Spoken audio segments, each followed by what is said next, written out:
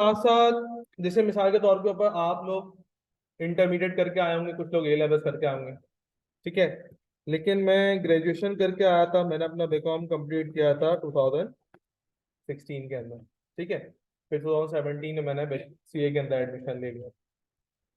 इसके बाद अगर मैं ऑडिट की बात करूं तो मैंने फार्मास्यूटिकल कंपनी का भी ऑडिट किया हुआ है, और बैंक वगैरह भी मैंने ऑडिट किया हुआ है अपने पास, ठीक है ना।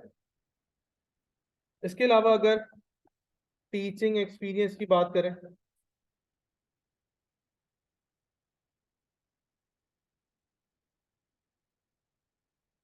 सबसे पहले तो हमारे पास PRC 2 ही आ रहा है, क्वांटिटेटिव मेथड्स एंड टेक्निक्स, ठीक है ना। अच्छा, क्वांटिटेटिव मेथड्स एंड टेक्निक्स में 2020 से पढ़ा रहा हूँ। ऑलमोस्ट कोई 3 साल हो गए मुझे क्यूएम पढ़ाते, पहले AFC में होता था, तब PRC में हो गया, ठीक है। इसके साथ साथ ये हमारे पास है कैप 6 MFA, ठीक है ना, ग्रुप बी का सब्जेक्ट है।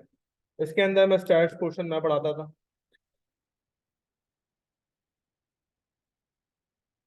इसके अलावा एक क्वालिफिकेशन है जिसको हम लोग बोलते हैं CSS, नाम सुना है सबने, ठीक है ना। तो CSS के अंदर भी मैं 2 पेपर पढ़ाता हूँ, एक जिसका नाम है जर्नल एबिलिटी, और एक पेपर है जिसको हम लोग बोलते हैं स्टैटिस्टिक्स। ठीक हो गया भाई। इसके बाद हमारे पास आता है ए लेवल्स। कितने लोग ऐसे हैं जो कि ए लेवल्स करके आए हैं? और ए लेवल्स जो है वो कॉमर्स वाले कितने हैं? सारे कॉमर्स वाले, ठीक है। सो ए लेवल्स के अंदर मैं S1, S2 और T1, ये 3 सब्जेक्ट में पढ़ाता हूँ, ठीक है ना। इसके अलावा ओ लेवल्स कितने लोगों ने किया हुआ है? ज़्यादा से ज़्यादा जिन्होंने ए लेवल्स किया वो तो किया ही होगा, बाकी कोई ऐसा है? कोई नहीं है। तो ओ लेवल्स के अंदर मैथ्स और एडवांस, ये 2 सब्जेक्ट में पढ़ाता हूँ, ठीक है ना। इसके अलावा कितने लोग ऐसे हैं जो कि ग्रेजुएशन करके आए? कोई है क्लास में? बीकॉम वगैरह किया हो किसी ने? कोई भी नहीं है। तो बीकॉम के अंदर accounts, maths, stats, audit and income tax, ये सब्जेक्ट में पढ़ाता हूँ, ठीक है ना। इंटरमीडिएट वाले कौन है? कितने लोग हैं इंटरमीडिएट वाले? इंटर इंजीनियरिंग वाले कौन है? तो इंजीनियरिंग के अंदर सिर्फ मैं मैथ्स पढ़ाता हूँ, फर्स्ट ईयर और सेकेंड ईयर वाले, ठीक है ना। इसके अलावा और कुछ नहीं पढ़ा। कॉमर्स वाले कितने? कॉमर्स वालों के अंदर मैं अकाउंट्स, बिजनेस मैथ्स और स्टैट्स। मेडिकल वाले कितने? मेडिकल वालों को कुछ नहीं पढ़ाता,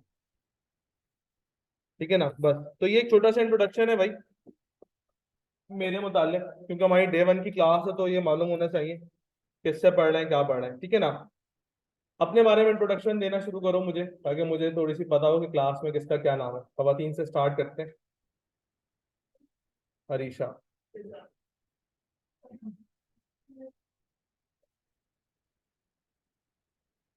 ठीक है जी भाई। हैदर, जामी, हसन, बयान, जी। अहमद, अहमद आप तो पहले आ चुके हैं मेरे ख्याल में, है ना। जी। फहद, ठीक है। समीर, समी, अहमद। अहमद 2 गए क्लास में, है ना, कोई और भी था? हैदर, अहमद कोई यहाँ से था ना, ठीक है हाँ। जी। उमर, उमर जी, लास्ट क्या चीज? अजान। अच्छा, मसला ये है अब कि नाम मुझे जरा ना देर से याद होता है। तो मैं कोई 5-6 दफा आपका नाम पूछूंगा तो 2-3 दफा बताने के बाद ये नहीं सोचते यार आपको मेरा ही नाम नहीं पता। तो वाकई नहीं पता तभी पूछ रहा हूँ, ठीक है ना। सो कहने का मकसद क्या है कि थोड़ा सा आगे बढ़ते हैं अपनी। और मुझे एक बात ये बताएं कि जो लोग ओरिएंटेशन में मौजूद नहीं थे, जैसे तो वो काउंसलिंग तो ली होगी उन्होंने, काउंसलिंग सेशन तो लिया होगा जब एडमिशन के लिए आए होंगे। मतलब बताएं सीए में कितने लेवल्स होते हैं? जो लोग ओरिएंटेशन सेशन में ही थे वो भी जवाब दें, अगर पता है तो, नहीं पता तो कोई मसला नहीं है, बता देते हैं। पहला हमारा लेवल है जिसका नाम है पीआरसी।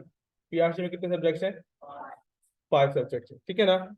पीआरसी के बाद हमारे पास आता है कैफ। कैफ जो है ना वो दो ग्रुप में डिवाइड है। किस किस में? एक ग्रुप ए में, एन ग्रुप, दोनों में चार चार सब्जेक्ट हमारा होता है। इसके अंदर कैफ के अंदर कितने सब्जेक्ट्स होगा? 8 कैफ के अंदर होगा। पीआरसी में कितने होगा? कितने होगा? 13, ठीक है ना। कैफ के बाद हमारे पास आता है सी फैफ, सी ए फाइनेंस। सी ए फाइनेंस के अंदर कितने सब्जेक्ट है बेटा? 6 सब्जेक्ट सी ए फाइनेंस के अंदर है। फिर हमारे पास आता है एमएसए, जिसके अंदर 2 पेपर होते हैं, MSA 1 एंड MSA 2। तो 5 पेपर यहाँ हो गए, 8 यहाँ हो गए, 6 यहाँ हो गए और 2 यहाँ हो गए। कितने हो गए ये? जी भाई, 21 एग्जाम्स हो गए। 21 एग्जाम्स के साथ साथ सीए का जो ड्यूरेशन है वो कितने साल का बेटा? 5.5 ईयर्स का, ठीक है। एक एवरेज स्टूडेंट 5.5 साल में सीए करता है, ठीक है। लेट से अगर आपने अपना पीआरसी और कैफ क्लियर करा, सही है ना, पीआरसी आपने 6 मंथ्स में क्लियर करा, 6 मंथ्स के बाद आप 1 साल या 1.5 साल यहाँ लगाएंगे। कितने साल हो गए? 6 मंथ्स यहाँ हो गए और 1.5 साल कैफ के अंदर लगा लिया। कितने साल हो गए? 2 साल हो गए। बचे कितने? 3.5 साल। 3.5 साल के अंदर ये जो गैप आएगा ना, ये जो गैप आया है आपके पास कैफ के और सी फैफ के बीच में, अब 3.5 साल के अंदर आपने क्या करनी है? अपनी आर्टिकल्स भी करनी है 3.5 साल की, और जो रिमेनिंग पेपर बचते हैं सी फैफ के 6 और एमएसए के 2 या 8 पेपर आपने आर्टिकल्स के दौरान देने हैं 3.5 साल के अंदर, ठीक है ना।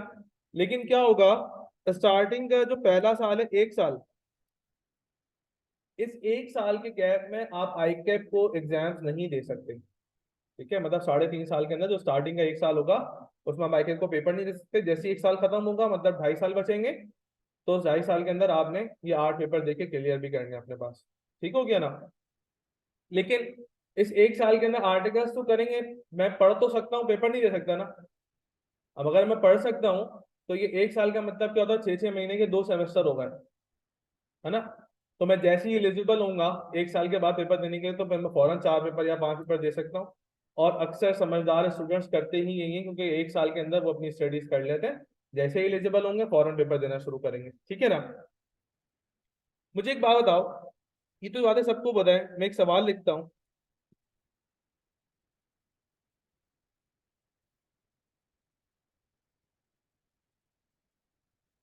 ये क्या सवाल लिखा मैंने कि ये कैसे होता है? इससे पहले एक और सवाल है कि भाई किसने मशवरा दिया था सीए के अंदर एडमिशन लो? इंडिविजुअली पूछना शुरू करता हूँ, हाँ भाई। पर्सनल इंटरेस्ट कैसे था? हैं बहुत सारे चार्टर्ड अकाउंटेंट्स घूमने फैमिली बैग में, 5 6, माशाल्लाह जी। अपना इंटरेस्ट था।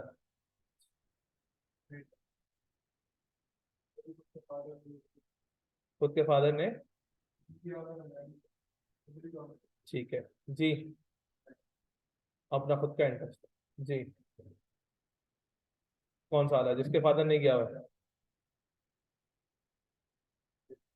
ठीक है, अपना इंटरेस्ट था। यही क्या हो गया है? कोचिंग के सर ने मशवरा दिया सीए कर लो, तो मैंने सीए कर शुरू कर दिया। शुक्र है कोई और मशवरा नहीं दिया उन्होंने, बचा दो भाई। नहीं मतलब बंदा बीकॉम करने चले जाता है यार, क्या हो गया? अपना इंटरेस्ट था जी। पर्सनल, ठीक है। क्या है? सीए क्वालिफाइड है, अच्छा। सिस्टर ने कहा था, बोलो मुझसे तो होने का, तुम ही कर लो यार, जाओ, ऐसे कहा था। सिस्टर डॉक्टर है, उसने सीए का मशवरा दिया है, समझ में नहीं आ रहा यार ये तो मेरी बात। चलो खैर, दिया होगा जी। अच्छा मतलब कोई बैकग्राउंड में है ही नहीं तो मैं ही आ जाती हूँ। ये कोई हम खतरों के खिलाड़ी थोड़ी खिला रहे हैं। चैलेंजिंग भी है यार। जी, क्या फायदा। चल, जी, पर्सनल इंटरेस्ट। ठीक है, उन्होंने बोला यार सीमा तो नहीं होगा सीए में ले लो, ये ट्राई करके देखो जी। बाबा ने मसला दिया था, अपना इंटरेस्ट था। तो भाई देखो, चलो खैर अच्छी बात है अगर आप लोगों का अपना इंटरेस्ट है। मेजोरिटी सीए के अंदर जो अवाम आती है ना, वो देख के आती है कि यार मैं 5.5 साल में क्वालिफाई हो जाऊंगा, और मैं क्वालिफाई होने के बाद किसी भी कंपनी के अंदर जो है ना वो अकाउंट्स के अंदर जॉब करना शुरू कर दूंगा, और 4-5 लाख रुपए पैसा मिलना शुरू हो जाएंगे, ठीक है ना, गाड़ी मिलना शुरू हो जाएगी, ठीक है, 2-3 साल में अपना घर ही बना लूंगा। तो यार ये बात बिल्कुल हकीकत है, लेकिन इस बातों से पहले ना एक बहुत बड़ी लंबी जर्नी है 5.5 साल की, जो हमें कवर करनी है। जाहिर सी बात है, हर बंदा तो क्वालिफाइड चार्टर्ड अकाउंटेंट नहीं होता ना, ठीक है। सीए के अंदर हर साल, हर 6 महीने बाद, हर साल जो है ना हजारों बच्चे एडमिशन लेता है, लेकिन जो क्वालिफाई होते हैं वो कुछ ही परसेंट क्वालिफाई होते हैं, 2%, 5% लोग क्वालिफाई होते हैं। तो कहने का मकसद क्या है कि अगर मिसाल के तौर के ऊपर 10,000 बच्चों ने एडमिशन लिया है सीए के अंदर, और जो क्वालिफाई हुए हैं वो सिर्फ 200 हुए हैं भाई। क्वालिफाई कितने हुए, मिसाल के तौर के बाद 200 क्वालिफाई हुए हैं, तो जो बचे 9,800 बच्चा, वो तो क्वालिफाई नहीं हुआ, उसने तो छोड़ दिया। तो आपको ही लगता है ये बड़ा नंबर है, 9,800 बच्चे ने छोड़ दिया है? तो इस 9,800 बच्चे ने ऐसी क्या हरकत करी जिसकी वजह से इसने सीए छोड़ दिया, और 200 लोगों ने ऐसा क्या काम किया जिसकी वजह से वो क्वालिफाई होगा? कुछ ना कुछ तो किया होगा ना यार इन लोगों ने भी काम। अच्छा, मिसाल के तौर पे मैं बोलता यार 9,800 क्वालिफाई हुए हैं और 200 जो है ना इन्होंने छोड़ दिया, बात समझ में आती है। लेकिन एक बड़ा नंबर, 9,800 बंदा जो है वो सीए छोड़ रहा है, सिर्फ 200 बंदा सीए कर रहा है, क्वालिफाई हो रहा है। तो ऐसे हो क्या रहा है कि जिन लोगों ने क्वालिफाई कर लिया, क्या क्या लगता है आप लोगों को? कंसिस्टेंसी का मतलब क्या है? स्मार्ट वर्क का मतलब ये है कि अगर मुझे होमवर्क करना होगा तो मैं चैट जीपीटी से आंसर जो है ना छाप के आ जाऊंगा, स्मार्ट वर्क है। बाकी लोग भी तो बोले ना, हम चुप नहीं रहे, बाकी लोग भी बोले, अपने अपने थॉट शेयर करें जी। बताओ क्या लगता है कि ऐसा क्या हुआ होगा 200 बंदों के साथ कि उन्होंने क्वालिफाई किया, बाकी 9,800 बंदा रह गया? डेडिकेशन। जी भाई,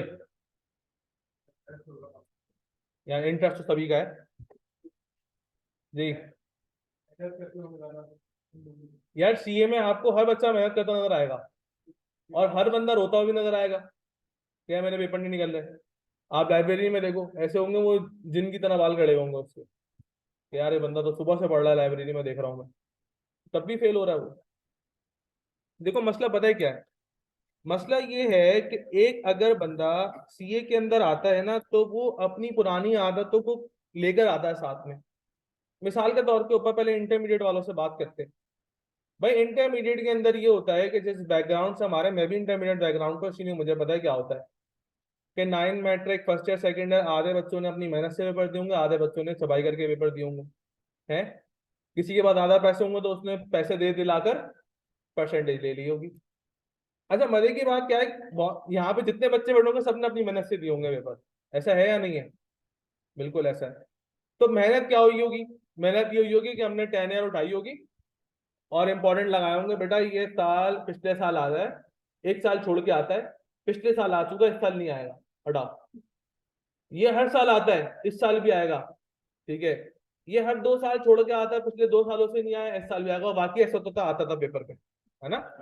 एमसीक्यूज कर लो, पिछले 5 साल के एमसीक्यूज कर लो, वही आ जाएंगे। तो ये प्रिपरेशन करिए, प्रिपरेशन कहाँ से करिए? अच्छा, आधे लोगों ने नोट से याद किया होगा, आधे लोगों ने जो है वो फाइवर से याद किया होगा, ये भी एक टेक्निकल काम है कि फाइवर से बंदा याद करता है। तो कहने का मकसद क्या है कि हम 4 साल के अंदर हमें बिल्कुल पढ़ने का तरीका पता ही नहीं चला कि यार आज तक पढ़ाई होती कैसे, और वही आदत लेके हम सीए के अंदर भी आ रहे हैं। तो उसी आदत को लेके अगर सीए के अंदर पेपर देना शुरू करोगे, अभी बता रहा हूँ पेपर पास नहीं होगा, ये बात याद रखना। ठीक हो गया? अब आते हैं A11 वालों के पास। A11 वाले भी ऐसे ही करते हैं भाई, ठीक है, पास पेपर्स, पास पेपर्स, पास पेपर्स, वहां से भी इंपॉर्टेंट देख लो, पेपर करा लो।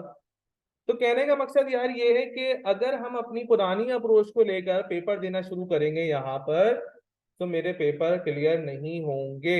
हमें अपनी आदत को चेंज करनी पड़ेगी, सबसे पहला काम। ठीक है ना?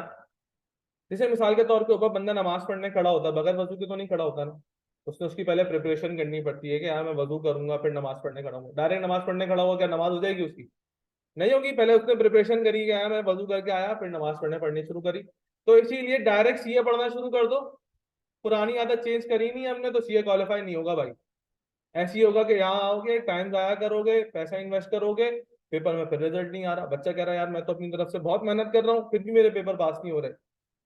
आप ये देख लें कि जितना भी अवाम क्लास सीए के अंदर एडमिशन ले रही है और वो अपनी पुरानी आदत को कंटिन्यू करके स्टडीज कर रही हैं, उनके पेपर क्लियर नहीं होंगे अनटिल अनलेस उनका नसीब है कि यार उसमें पेपर नहीं निकल गए। मेहनत जो कर रहा है बच्चा और वो पुरानी मेहनत को कंटिन्यू रख रहा है कि यार जिस तरीके से मैंने मैट्रिक इंटर में पढ़ा था उसी हिसाब से मैं पेपर दे के आऊंगा, तो पेपर उसके पास नहीं होंगे। हमने अपनी आदत को चेंज करना पड़ेगा। ठीक है ना? मिसाल के तौर के ऊपर मिसाल के तौर के ऊपर सीए के अंदर एक मैं आपको फॉर्मूला बता देता हूँ। भाई एक दिन के अंदर कितने घंटे होते हैं? 24 घंटे होते हैं। अच्छा, होता ये है कि अब तक आपने जब मैट्रिक इंटर के अंदर पढ़ाई करी, तो मैट्रिक इंटर के अंदर आपने किया ये होगा बेटा कि आखिरी के 4 महीने 6 महीने पढ़ाई की होगी, पास होगा। कोचिंग सेंटर ही बंदा 6 महीने पहले लगता है, कोचिंग सेंटर वाले क्लासेस भी स्टार्ट नहीं करते। 10 बच्चा बैठा होता है कोचिंग सेंटर के अंदर, कोचिंग सेंटर के बैचेज ही बनना बाद में शुरू होते हैं जब पेपर का वक्त करीब आ जाता है। बच्चा ट्यूशन कब लेना शुरू करता है? एंड में ट्यूशन लेना शुरू करता है। उसको पता है कि यार 3 महीने रहेगा पेपर में, ट्यूशन ले लेता हूँ, अब तो डर हो गया। कॉलेज में एडमिट कार्ड आते हैं ना, एडमिट कार्ड आते हैं 2 महीने के लिए। कॉलेज में रश नहीं होता। किस दिन रश होता है? आखिरी दिन। आखिरी दिन रश होता है जब लोगों को पता चलता है कि नहीं यार अब तो कल तो लास्ट डे है, कल तो फॉर्म सबमिट नहीं होगा, आज ही मैंने सबमिट करना है। कॉलेज के बाद लाइन लगी हुई होती है। वैसे 2 महीने से आए हुए हैं, बच्चे को होश नहीं होता। तो कहने का मकसद क्या है कि भाई सीए में आपको लगेगा तो सही कि 6 महीने का बैच है, 6 महीने देखते ही गुजर जाएंगे। अभी आपको लग रहा है कि नवंबर बहुत दूर है, लेकिन हम कहाँ खड़े हैं? अक्टूबर के मिड में खड़े, सितंबर के मिड के अंदर खड़े हैं। ठीक है ना? देखते देखते सितंबर गुजर जाएगा, दिसंबर भी आ जाएगा, जनवरी भी आ जाएगा, पता चला ले भाई फरवरी की अटेम्प्ट आ गई। तो कहने का मकसद क्या है? जो अपने मूड के हिसाब से पढ़ेगा कि यार मैं, आपका भाई तो 4 महीने पहले पढ़ेगा या 3 महीने पहले आपका भाई निकाल लेगा, वो आपका भाई कभी नहीं निकाल सकता। वो कुछ नहीं होगा उसका। ठीक है ना? वो सिर्फ बातें करेगा। बातें करने से सीए नहीं होता, काम करने से होता है। अगर बातें करने से सीए हो रहा होता तो आज हमें दीवारें तोड़नी पड़ती। ठीक है ना? तो कहने का मकसद क्या है बेटा कि अगर एक दिन में 24 घंटे हमारे पास होते हैं, अब की क्लासेस कितनी देर होगी? कितने घंटे क्लासेस होंगी? 6 8 घंटे क्लासेस होंगी, ज्यादा से ज्यादा। इससे ज्यादा क्लासेस नहीं होंगी। लेट से 8 घंटे मैंने क्लासेस के माइनस कराए, कितने टाइम बचा बेटा मेरे पास? 16 घंटे मेरे पास अवेलेबल हुए। भाई ऐसा तो नहीं है ना कि घर से निकलोगे फौरन क्लास है। आने जाने में, ट्रेवल के अंदर आने में भी टाइम लगेगा, जाने में भी टाइम लगेगा। मिसाल के तौर के ऊपर आप अपने ट्रेवल के 2 घंटे माइनस करवाएं, कितने बचे? 14 आवर्स बचे। कितने घंटे सोएंगे? ये कहने की बात है 8 घंटे, कोई 8 घंटे सो नहीं है बोलने से वैसे। जी, 6 घंटे, 10 घंटे, है ना? 10 12, हाँ क्या 14, 4 घंटे। ये कहाँ 4 घंटे, बाकी टाइम कहाँ लगा रहा है बेटा?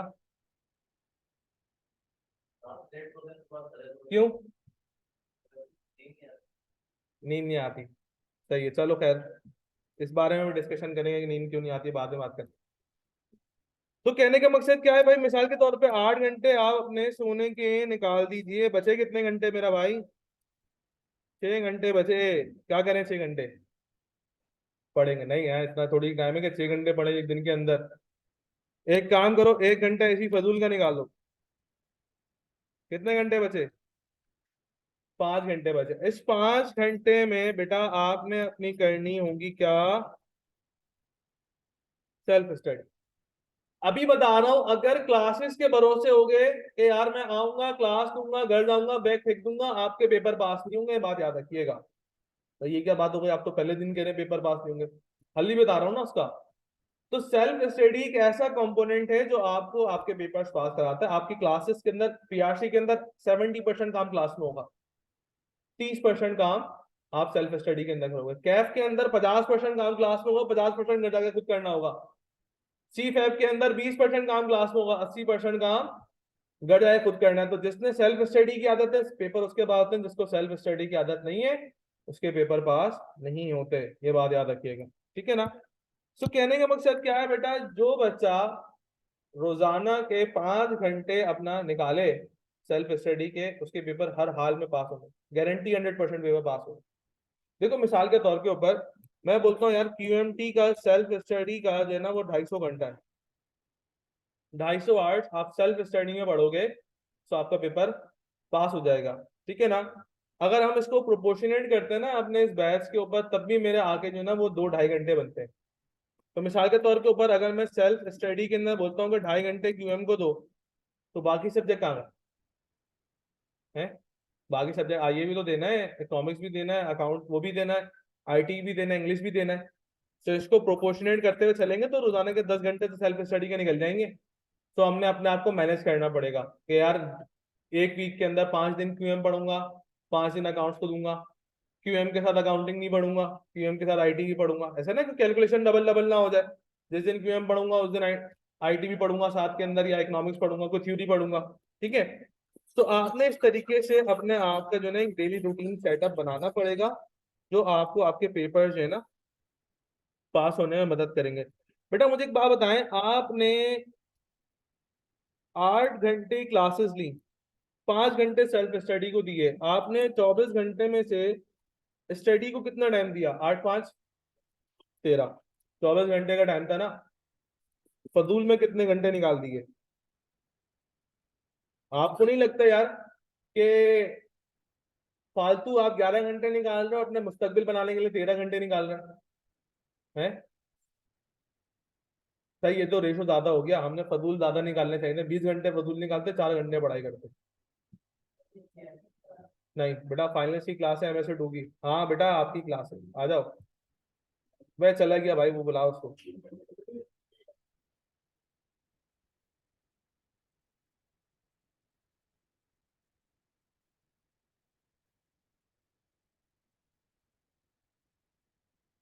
ये लोग पता नहीं सीरियस कैसे ले लेते हैं मेरी बात। एनीवेज, सो भाई आपको नहीं लगता कि यार आपने 13 घंटे जो है ना स्टडीज को दिए और 11 घंटे जो है ना वो फजूल के वेस्ट करें? वो स्टडीज जो आपको आपके पैरों पे खड़ा करेगी, उसमें आप 13 घंटे दे रहे हैं, और 11 घंटे जो है ना आप वेस्ट कर रहे हैं अपनी जिंदगी के। चलो ये होने भी है, अगर ये 50-50 का मार्जिन भी होता चलो तब भी बात समझ में आती है, लेकिन 13 घंटे बेटा आपके बढ़ सकते हैं, कम नहीं हो सकते, ये बात याद रखिएगा। मैं आपको बताऊं, मैंने अपने AFC के एग्जाम्स दिए थे 2018, हाँ शायद 2018 में AFC के एग्जाम थे फास्ट ट्रैक के अंदर। अब फास्ट ट्रैक के अंदर मैंने दिए 4 पेपर्स। AFC में 4 पेपर्स होते थे, PRC में 5 है ना, AFC में 4 होते थे। तो हुआ ये कि भाई फास्ट ट्रैक के अंदर 3.5 महीने 3.25 महीने का बैच था मेरा। सुबह 9 बजे से रात 8 बजे तक, 7 बजे तक मैं क्लासेस देता था कंसेक्यूटिव। उसके बाद घर जाके भाई, जब मैं जाहिर सी बात है 9 घंटे चेयर्स पे बैठूंगा, तो घर जाके मैं बैठा थोड़ी रहूंगा, लेटूंगा, रेस्ट भी करूंगा। तो हुआ ये कि भाई वो 3 3.25 महीने के अंदर से 1 महीना निकल गया। क्लासेस लिया, घर गया, सो गया, क्लासेस ली, घर गया, सो गया। ख्वाब देखा मैंने कि भाई एग्जाम दे रहा हूँ, पेपर में बैठ, एग्जाम हॉल में बैठा हुआ और पेपर नहीं आ रहा। हर बच्चा अपना अपना पेपर कर रहा है, लेकिन मुझसे पेपर नहीं सॉल्व हो रहा। तो भाई आंख खुल गई। तो कहने का मकसद क्या है, ये एक इंडिकेशन थी कि भाई अब पढ़ना शुरू कर दो, पेपर का वक्त करीब आ गया। सही है ना। फिर मैं हुआ ये था कि भाई रात को 12 बजे तक तो मैं नहीं पढ़ता था, 12 बजे के बाद पढ़ना शुरू करता था। कब? 3 बजे तक, 4 बजे तक अपना पढ़ाई करता था मैं, ठीक है ना। कहने का मकसद क्या है कि मैंने अपने शेड्यूल में से स्पेस निकाल लिया। हम सब अपने शेड्यूल में से स्पेस निकाल सकते हैं। हमने फजूल की जो अपनी मसरूफियात बढ़ाई होंगी ना, कि यार दोस्तों के साथ जाके बैठना, या गली के कोने पे जाके बैठना, या दोस्त आएंगे उसकी छत पे जाके बैठूंगा, या रात को मेरा 8 बजे दोस्तों का टाइम है, ठीक है। आपका दोस्त तब तक आपका दोस्त नहीं माना जाएगा जब आप छलांग लगाओ खिड़की से बाहर, आपका दोस्त भी साथ लगाए कि नहीं यार मेरा दोस्त है, ये भी कूदेगा मैं भी कूदूंगा। है? ऐसा है कोई? बोलता है भागा लेगा भाई, तू कूदना है कूद, मैं थोड़ी कूदूंगा। या आपका दोस्त, आपकी दोस्ती रहती है यहाँ पर, आप पास हो गए, आपका दोस्त पास नहीं हो रहा, आप भी कैफ के पेपर नहीं उठाओ। जब तक नहीं उठाओ तब तक आपका दोस्त का पीआरसी नहीं हो जाए। आप बोलो कि यार क्या कैसी बात हो जाएगी। तो इसका मतलब दोस्ती रखो, एक लिमिट तक रखो, उसको अपने ऊपर डिपेंडेंट नहीं करो कि नहीं यार ये हो गया तो मैं इसके साथ मैंने टाइम लगाऊंगा, टाइम बिल्कुल लगाऊंगा, लेकिन अपने आप को सेक्रीफाइस नहीं करूंगा दोस्ती के खातिर। बात समझ में आ रही है ना। मिसाल के तौर के ऊपर घर वाले मेरे पिकनिक पे जा रहे हो तो मैं नहीं जाता हूँ, टाइम नहीं है मेरे पास भाई। लेकिन हाँ, अगर मैंने अपनी पढ़ाई करी हुई होगी, आज के 5 घंटे थे, मुझे पता है यार अगले हफ्ते के अंदर पिकनिक अरेंज हो रही है, फार्म हाउस जाना है भाई, सारे कजन वगैरह जा रहे हैं, सारे दोस्त वगैरह जा रहे हैं, मुझे पता है मैं उस दिन पढ़ाई नहीं करूंगा, 5 दिन 5 घंटे डेफिसिट में बैलेंस चले जाएगा ना मेरा, 5 घंटे नहीं पढ़ाई करूंगा। उस 5 घंटे को इस वीक प्रोपोर्शनेट कर लो ना, थोड़ा थोड़ा टाइम बढ़ा दें, ताकि उस दिन आप फ्री हो जाए, फिर अपना एंजॉयमेंट कर लें।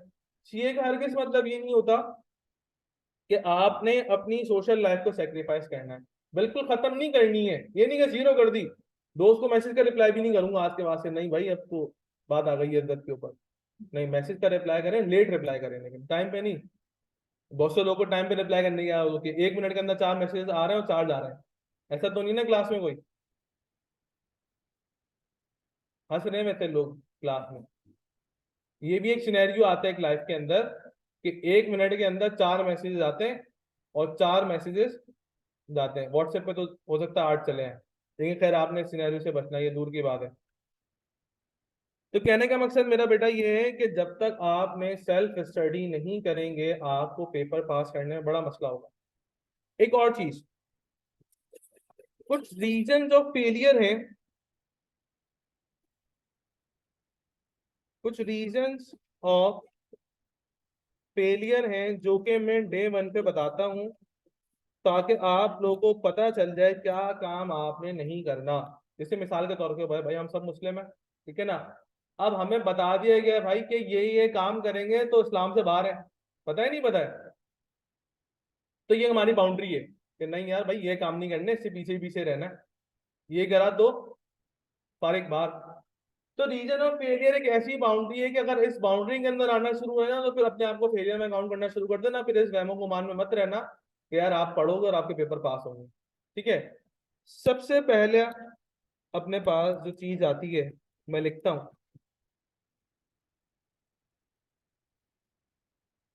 कि क्या लिखा है, मतलब क्या होता है सेलेक्टिव स्टडी का है। जो इंटर में करिए, देखो इसने सबसे अच्छी बात बोली है, इंटर में जो करिए। इंपॉर्टेंट बता दें क्या इंपॉर्टेंट क्या होता है यार, ये बेकार की बात, फजूल। हमारे स्कूलों के अंदर हमें ये सिखाया गया है कि भाई मिड टर्म के अंदर 4 चैप्टर आएंगे, तो हम ट्यूशन भी टीचर के पास पढ़ने आते थे। जो क्लास टीचर थी हमारी, ट्यूशन भी उसी का पढ़ने आते थे, उसने अम्मी की जान पहचान अच्छी थी ना, उसने 15 सवाल में निशान लगा दिया, बेटा ये 15 सवाल में निशान लगा ले, पेपर में इसी में 10 आएंगे, उसमें से ही 5 करने होंगे, 5 की चॉइस। ये क्या बात हो गई बच्चा। और अम्मा बड़ी खुश, 92% आई है बच्चे की, मिठाई मिठाई बढ़ती है, कोई 3 नहीं मारा उसने। फर्स्ट या सेकंड ईयर 9 मैट्रिक के अंदर भी 80-80 परसेंटेज ले ली, लिए नहीं लिए, लिए ना। क्या कोई 3 मारा है? कोई 3 नहीं मारा। तीर तो तब मारा होता है जब फाइबर बोलते हैं क्या होती है भाई, मैं पूरी बुक है, ये पूरी बुक में याद करूंगा एक एक सवाल, तब जाके पेपर दे के आऊंगा, फिर 80% आएगी, तो ये मेरी अपनी मेहनत से परसेंटेज आएगी। ठीक है, मैंने इंपॉर्टेंट लगाया, पेपर दे के आ गया और सोच रहा हूँ कि अब मैं तो कोई आइंस्टाइन का बेटा बन गया। ऐसा नहीं होगा। तो सेलेक्टिव स्टडी जिस बच्चे को करने की आदत है वो सीए में एडमिशन ना ले तो बेहतर है। पेपर पास नहीं होता सेलेक्टिव स्टडी करने वालों का, हर एक एक चीज इंपॉर्टेंट है। देखो एक बात बताऊं मैं, आईकेप के अंदर जो बंदा एग्जामिनर है वो क्वालिफाई हुए हुए उसको 10 साल 15 साल हो चुके हैं। क्वालिफाई हुए हुए कितना टाइम हो गया, 10-15 साल हो चुके हैं, वो तो एग्जामिनर बना हुआ है वो। क्या वो नहीं सोच रहा कि हमारी मेंटेलिटी कहाँ तक जा रही है। हमारे पेरेंट्स को हमारी हरकतों के बारे में, सब चीजों के बारे में पता होता है। ठीक है ना, कि हमारा बच्चा अच्छी सोबत में खराब सोबत के अंदर चल रहा है, एवरेज चल रहा है, इसके दोस्त कैसे हैं। भले वो हमारे दोस्तों से नहीं मिल रहा है, अब्बा बाइक पे गुजरते हुए चले गए, अब्बा को लग रहा है यार दोस्त को देगा ही नहीं, नहीं देख लिया और एक्सरे भी हो गया आपका भी दोस्त का भी। पुराने दौर में नहीं होता था, वो बाजी के रिश्ते वाले आ रहे हैं और जो है ना वो दादा बैठे हैं, अब लड़का आया, उसने बिस्किट खाया, चाय पी, जी ठीक है सही है अस्सलाम वालेकुम, चला गया। दादा ने मना कर दिया, बोले नहीं भाई रिश्ता नहीं देंगे। क्यों? वो उन्होंने बैठे बैठे एक्सरे कर लिया, बोले नहीं भाई बंदा हरकतें सही नहीं है इसकी। ठीक है ना, हरकतों में मसला है। तो कहने का मकसद क्या है कि अगर आपने सेलेक्टिव स्टडी की तरफ जाना है मेरा भाई, तो ये आपके लिए अलार्मिंग सिचुएशन है। सिलेक्टिव स्टडी कुछ नहीं होता, सीए के अंदर टोटल कंप्लीट कोर्स आपने पढ़ना होता है। आईकेट वाले एग्जामिनर को बात ये पता है कि बच्चा इस चैप्टर के अंदर मसला करेगा।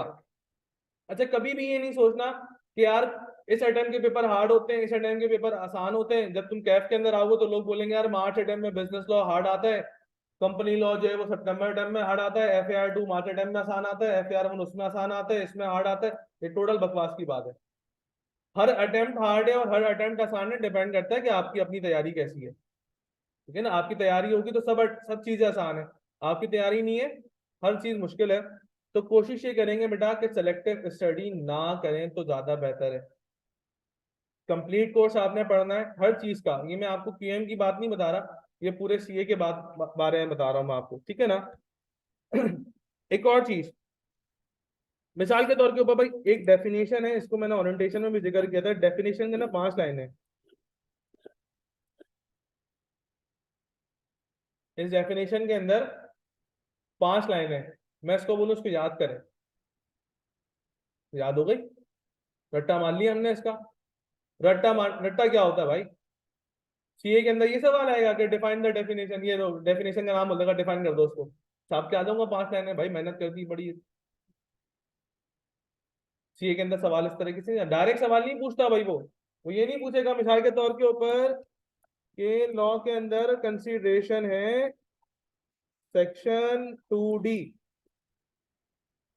कंसीडरेशन की डेफिनेशन है लॉ के अंदर सेक्शन 2D के अंदर। वो डेफिनेशन 5 लाइनों की, आप छाप के आ गए, आपने याद भी कर ली, पेपर में छाप के भी आ गया, तब भी पेपर फेल हो गया। अब बच्चा परेशान, यार मैंने तो याद भी की थी, ठीक है ना, एग्जैक्ट में छाप के भी आया हूँ पेपर के अंदर, तब भी फेल हो गया। तो आईकेट ने सवाल पूछा ही नहीं है ना आपसे बेटा। आईकेट ने जो पूछा उसको उसका जवाब दो। मिसाल के तौर के ऊपर मैं कहता हूं कि डिफाइन कंसीडरेशन, ठीक है ना, और इसका क्या मैं लिख देता हूं ब्रीफली, क्या मतलब है, थोड़ा सा एक्सप्लेन करना है। मैंने मैंने आधे पेज की डेफिनेशन को एक्सप्लेन करके नहीं आना। हाँ, अगर डिफाइन के आगे मैं यहां लिख दूं एक्सप्लेन करें, अब मैं पूरी एक्सप्लेनेशन अपनी देके आऊंगा, ठीक है ना। मिसाल के तौर के ऊपर यहां मैं लिखता हूं कि state the conditions of consideration. अब बच्चे ने देखा 5 मार्क्स, ले मेरा भाई उसने तो एक पेज लिख दिया, क्योंकि उसको सिखाया गया है कि बेटा जब तक डिटेल लिख कर नहीं आओगे, शॉर्ट क्वेश्चन आंसर्स के अंदर भी एक पेज का आंसर लिख के आना तो मार्क्स मिलेंगे। पाकिस्तान स्टडीज के अंदर एक लॉन्ग 4 पेजेस का होना चाहिए है। ऐसे में लिखा तो है 120 वर्ड, लेकिन जब तक ऐसे आपका 3 पेज का नहीं हो आपको 10 मार्क्स नहीं मिलेंगे। और बाकी ऐसा होता था पहले, लेकिन प्रोफेशनल चीजों में ऐसा नहीं होता। अगर उसने पूछा है कि स्टेट द कंडीशन, उसके आगे 5 मार्क्स लेने, 5 मार्क्स गए ऑयल लेने, क्या करूंगा? 3 कंडीशन है, 1 2 3, बस ये 3 लिख के आ जाऊंगा बस। क्या करूं और क्या करूं? 3 कंडीशंस पूछ रहा है, मैंने 3 स्टेट करके आ गए। नहीं सर, एक काम करते हैं, 5 मार्क्स है ना, एक कंडीशन लिखते हैं, इसको थोड़ा एक्सप्लेन करते हैं, दूसरी कंडीशन लिखते हैं, थोड़ा एक्सप्लेन करते हैं, तीसरी कंडीशन लिखते हैं, थोड़ा एक्सप्लेन करते हैं, थोड़ा अच्छा तो लगे, पेपर भरा भरा पता तो चले आके आपको कि हमने पढ़ा है। वही पेपर फाड़ देगा आपका, नहीं करेगा सर, तो मैंने पूछा क्या, जवाब क्या दे रहा है। ये वैसे ही है कि मैं आपसे पूछूं आपका नाम क्या है, मेरा अब्बू क्वालिफाइड चार्टर्ड अकाउंटेंट है, मेरी अम्मी ने ACCA किया हुआ है, वो हाउस वाइफ भी है, हमारे घर में 2 AC भी लगे हुए हैं, फ्रिज भी है। अबे भाई, मैं पूछ रहा हूँ तुम्हारा नाम क्या है, खत्म हो गए बात, बोलो मेरा नाम साद है, बात खत्म। ठीक है, तो कहने का मकसद क्या है कि जितना सवाल पूछा जाए, सवाल पढ़ने का भी तरीका होता है। मिसाल के तौर के ऊपर एक मैं क्वेश्चन लिखता हूं कि what is the difference between agreement and contract. कि एग्रीमेंट और कॉन्ट्रैक्ट के बीच में डिफरेंस बताएं। 3 मार्क्स।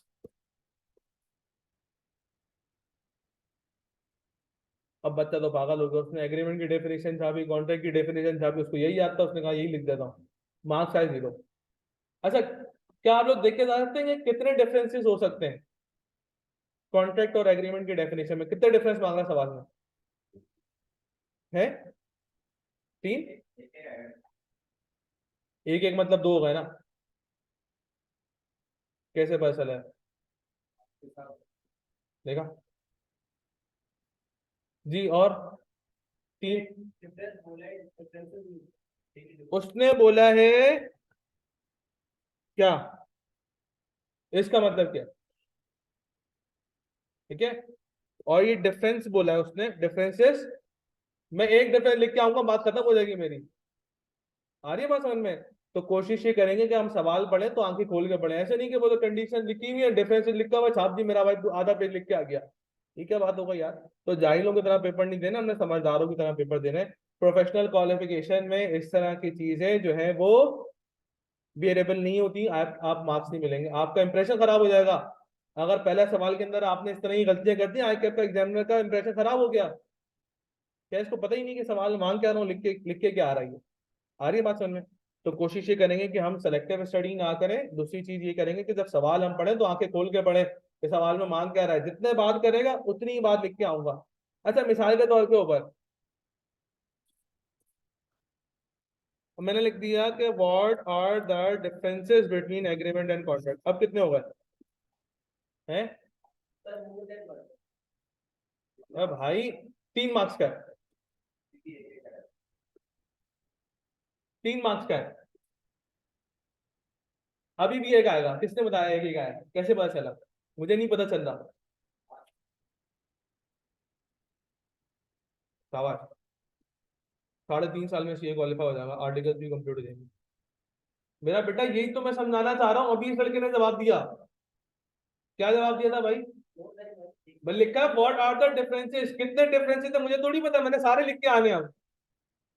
इररिस्पेक्टिव उसके मार्क्स कितने, मार्क्स मुझे नहीं पता, मैं अपने सवाल अपने आंसर को देख के करूंगा।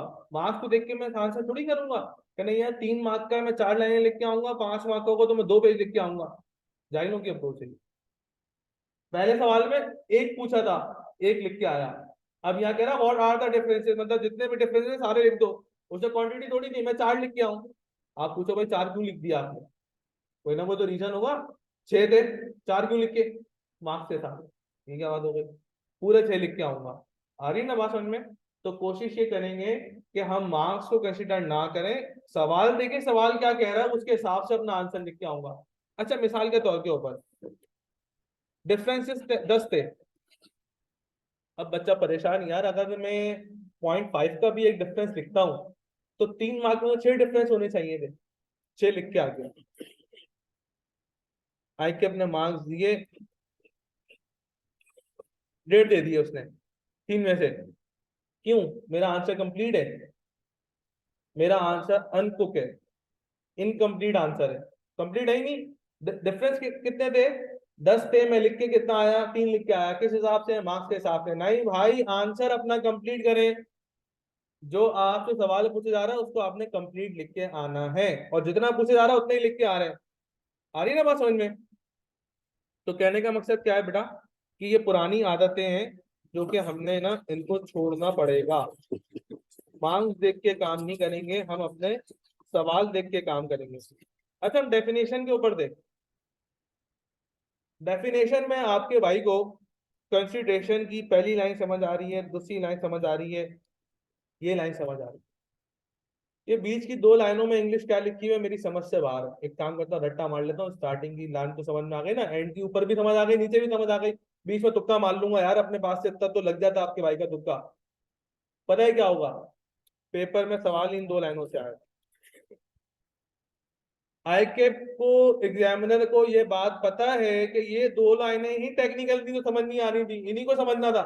उसने पेपर में भी सवाल वहीं से किया, बच्चे ने तो हाथ पांव खड़े करके बोले ये क्या कर रहा है।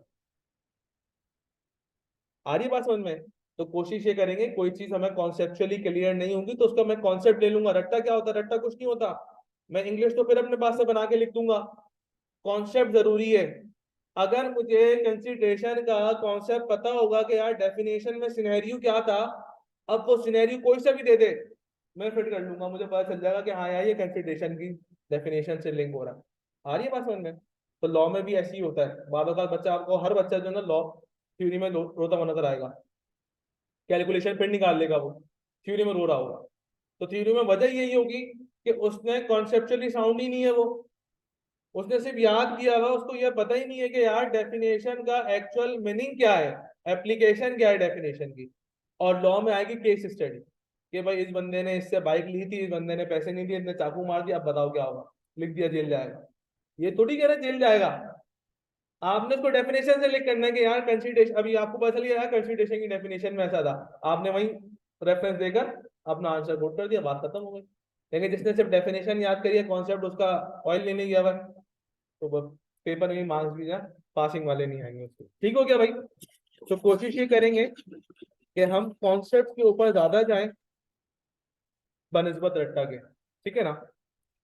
अच्छा जी, फिर एक और हमारे पास आता है जिसको हम लोग बोलते हैं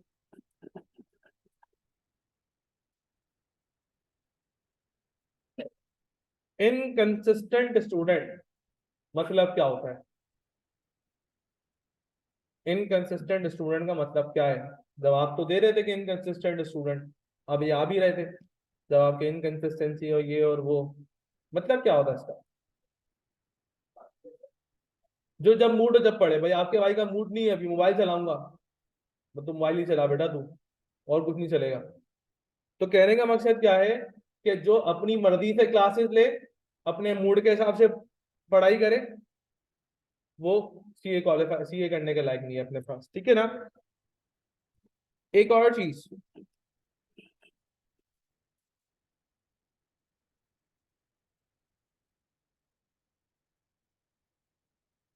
क्या लिखी मैंने? Lack of knowledge. भाई नॉलेज ही नहीं है मुझे इस चीज की। हमें अगर मिसाल के तौर के ऊपर एक मैं डेफिनेशन याद करता हूँ, डेफिनेशन मैंने याद करनी है, 4 लाइनों की डेफिनेशन थी, याद कर ली, क्या डेफिनेशन खत्म हो गई? हाँ सर यही होता है भाई, क्या डेफिनेशन याद कर ली बात खत्म है? भाई डेफिनेशन के साथ साथ इसकी सबसे इंपॉर्टेंट चीज होती है क्या? लिमिटेशन। सबसे इंपॉर्टेंट चीज होती है डेफिनेशन की लिमिटेशन। बच्चे ने डेफिनेशन मत कर, लिमिटेशन अब यार पेपर में नहीं आती, आएंगी। ठीक हो गया? डेफिनेशन के साथ साथ उसके एडवांटेजेस, उसके डिसएडवांटेजेस, ये सारी आपने याद करोगे तब जाके डेफिनेशन कंप्लीट होगी। आ रही है बात समझ में? तो हमें अपनी चीजों को, अगर मैं डेफिनेशन याद करूंगा, सवाल लिमिटेशन से आएगा, तो डेफिनेशन ही लिख के आ जाएंगे, उसमें क्या है? तो फिर मार्क्स आएंगे नहीं आएंगे? नहीं आएंगे भाई। ठीक हो गया? चौथी चीज, lack of practice. Lack of practice का मतलब क्या है? बहुत प्रैक्टिस करना है? क्या उल्टा है? प्रैक्टिस कम करना। भाई आपके भाई का कॉन्सेप्ट क्लियर है? एक तो ये आपका भाई बीच में आया था बार बार, आपके भाई का क्या है, कॉन्सेप्ट क्लियर है भाई, इनकम स्टेटमेंट मेरे को टन टन बनानी आती है कि मैं इनकम स्टेटमेंट के अंदर पहले सेल लिखूंगा, फिर कॉस्ट ऑफ गुड्स पर माइनस करूंगा, एक्सपेंसेस माइनस कराऊंगा, नेट प्रॉफिट आ गया। कैसा? कॉन्सेप्ट मेरा क्लियर है, लेकिन मुझसे एक इनकम स्टेटमेंट का सवाल 25 मिनट में सॉल्व होता है, पेपर में तो 15 मिनट है। तो अगर 25 मिनट में इनकम स्टेटमेंट बना के आऊंगा, तो बाकी जो 2 घंटा बचा, बाकी जो रिमेनिंग टाइम बचा 2 घंटे के अंदर से, क्या मेरा पेपर कंप्लीट हो जाएगा उसके अंदर? नहीं होगा। तो कोशिश ये करूंगा कि प्रैक्टिस ज्यादा से ज्यादा करूंगा, कॉन्सेप्ट के साथ साथ हाथ चलना चाहिए कॉपी के ऊपर, ताकि बच्चा पेपर जल्द से जल्द कंप्लीट करे अपना। बात समझ में आ रही है? क्योंकि अगर मैं पेपर में ज्यादा टाइम लगाऊंगा एक सवाल के ऊपर, तो अल्टीमेटली पेपर कम अटेम्प्ट होगा मेरा, जब कम अटेम्प्ट होगा तो मार्क्स भी उसी हिसाब से आएंगे भाई, पास वाले मार्क्स नहीं आएंगे। अच्छा जी, पांचवे के ऊपर एक ये होता है, लेट से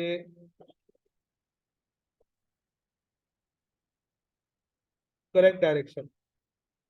इसका मतलब क्या है?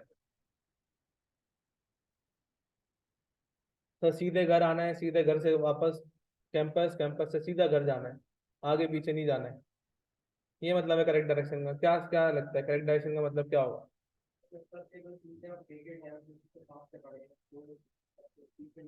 यार मिसाल के तौर के ऊपर मैंने बोला कि क्यूएम को 250 घंटे देने हैं अपने पूरे सेमेस्टर के अंदर, अब आप 350 घंटे दो।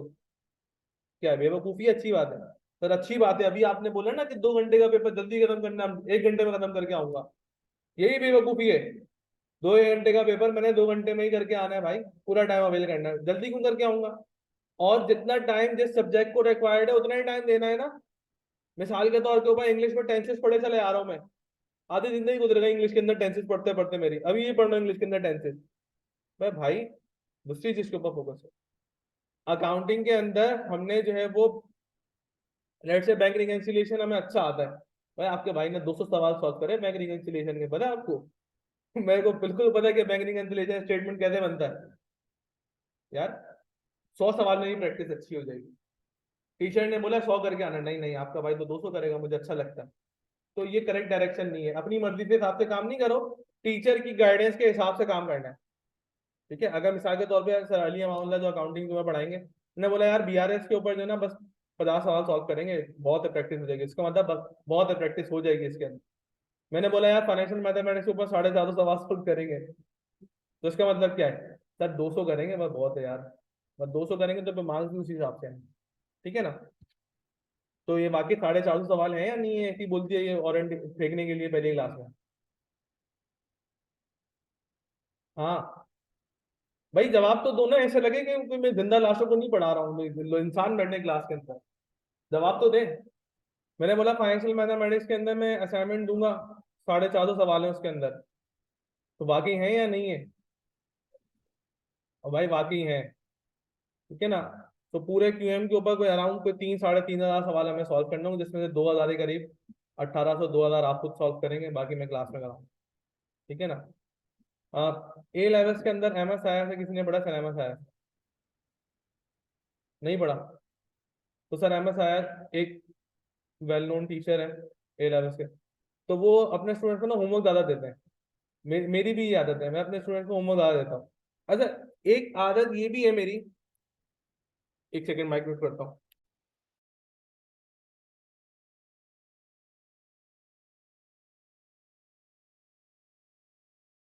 अगर आप, मैं एक हद तक आपको बोलूंगा यार कि भाई पढ़ाई कर, एक वक्त तक आप पे सख्ती करूंगा। ठीक है ना? मैं बार बार रिमाइंड कराऊंगा कि नहीं भाई तुम लाइन पे नहीं चल रहे, पढ़ाई करो।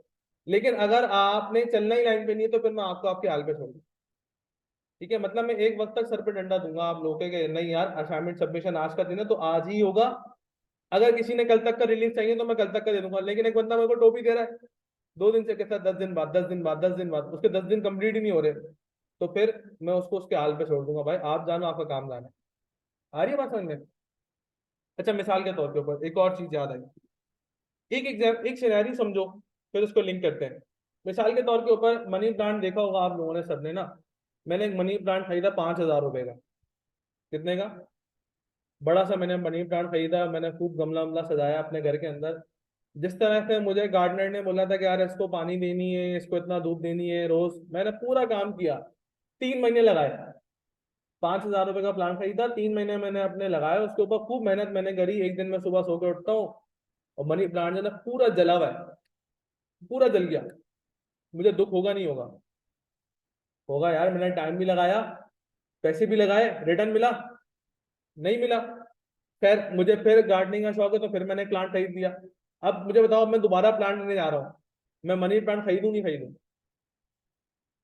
बताएं। खरीदें? क्यों? जब मुझे पता है कि मनी प्लांट में दोबारा खरीदूंगा, दोबारा टाइम लगाऊंगा, दोबारा जल जाएगा, तो फिर मैं क्यों खरीदूंगा? बात समझ में आ रही है? ड्राइविंग कितने लोग जानते हैं, गाड़ी की ड्राइविंग? अब आप लोगों को ये पता है कि भाई क्लच पकड़ के ब्रेक नहीं लगाना है, लगाएंगे तो क्या होगा? कुछ नहीं होगा, गाड़ी और रोड की पप्पी हो जाएगी, और क्या होगा? ठीक है ना? तो कहने का मकसद क्या, एक्सीडेंट हो जाएगा, गाड़ी आपकी जो है ना वो रोड छोड़ देगी। ठीक है ना?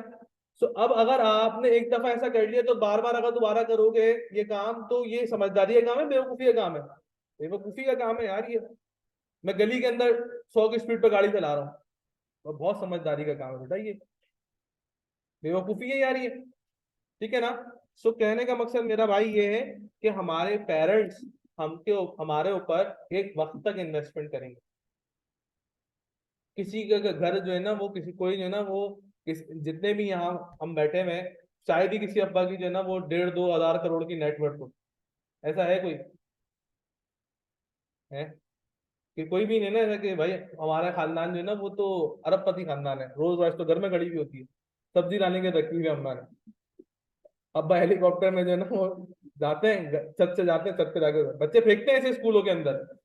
सुन के हंसी आती है खैर, जिस तरह से अभी आप लोगों को आ रही है। तो कहने का मकसद मेरा बेटा ये है कि हमारे पेरेंट्स एक वक्त तक हम पे इन्वेस्टमेंट करेंगे, हम उनको रिटर्न नहीं देंगे।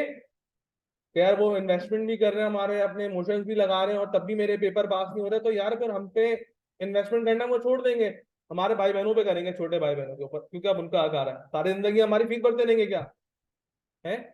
नहीं, एक वक्त तक भरेंगे, उसके बाद बाकी बच्चों का भी आके, ठीक है। तो कहने का मकसद क्या है कि यार अगर आपके पेरेंट्स ने एक पैसा लगाया है, आप अपना टाइम इन्वेस्ट कर रहे हो अपनी लाइफ का, जी तो तुम लोगों की लाइफ है ना, ये बड़ी टर्निंग पॉइंट है, पता है।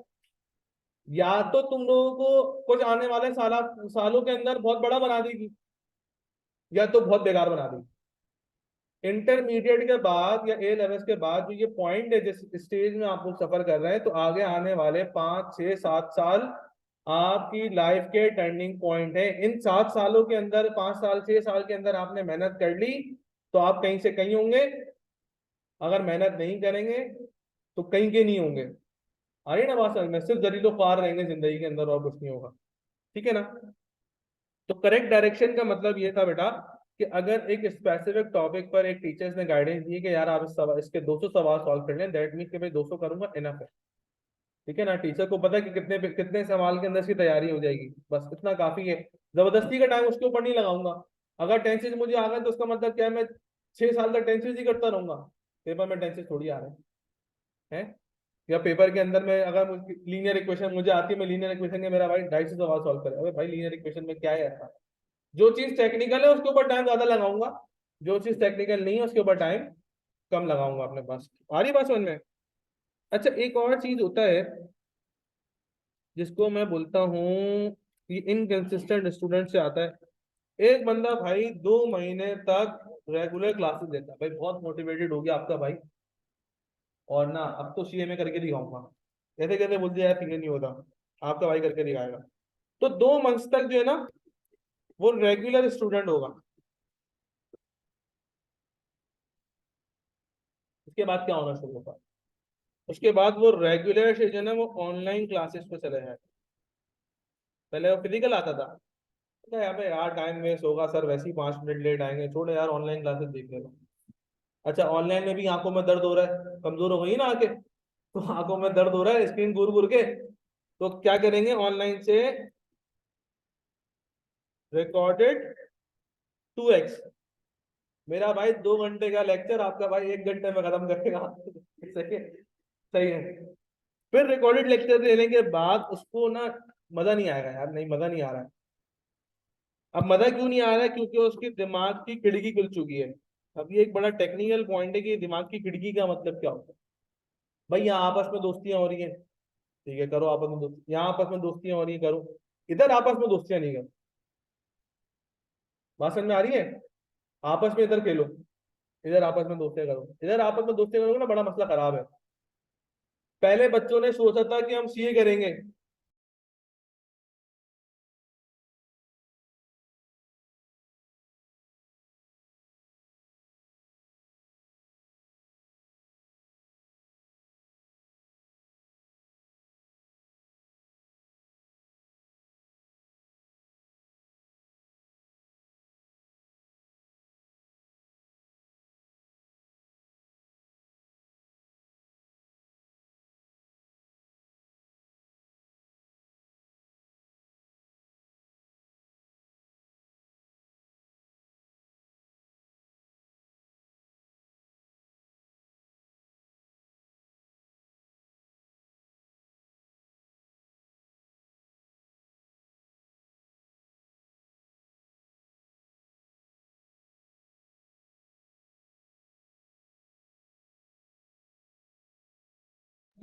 सो एक बेवकूफी के चक्कर के अंदर वो क्या कर रहा है, अपना टाइम वेस्ट कर रहा है बानस्बत उसके कि उसकी डायरेक्शन क्या थी, वो तो ये करने आया था, वो क्या कर रहा है, बेवकूफी का काम कर रहा है। तो कहने का मकसद क्या है कि बंदा अपने साथ सिंसियर हो। ये फजूल के रिलेशन चक्कर के अंदर सिंसियरिटी कुछ नहीं होती, सब बेकार की बात होती है। अपने साथ सिंसियर हो, मुस्तकबिल आपने बनाना है, आगे आपकी नस्लें काम करनी है, माँ बाप को आपने फ्रूट देना है।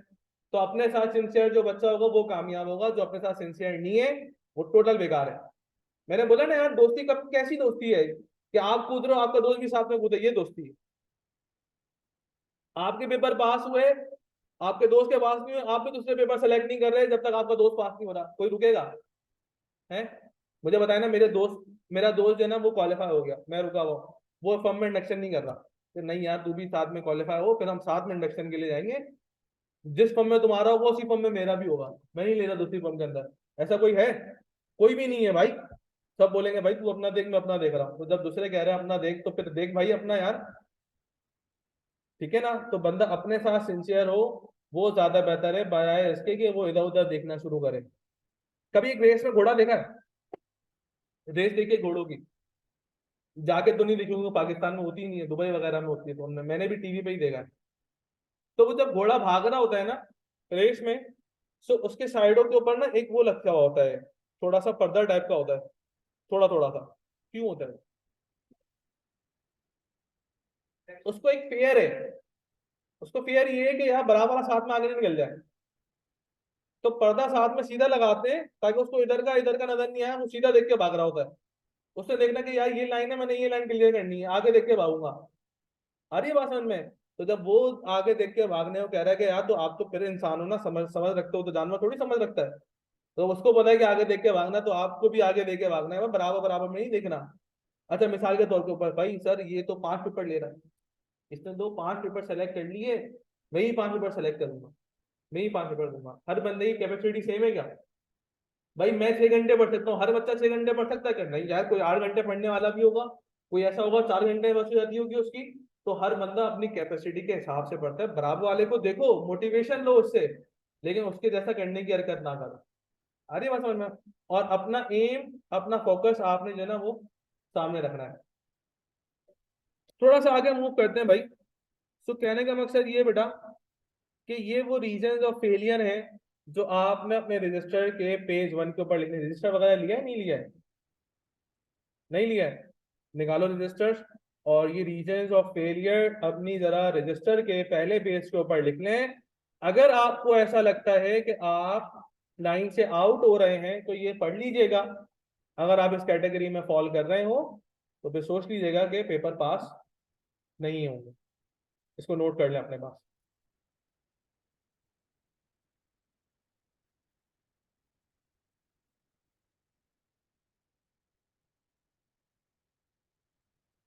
किसी का कोई सवाल है तो मुझसे कर लें जब तक ये लोग कॉपी कर रहे हैं।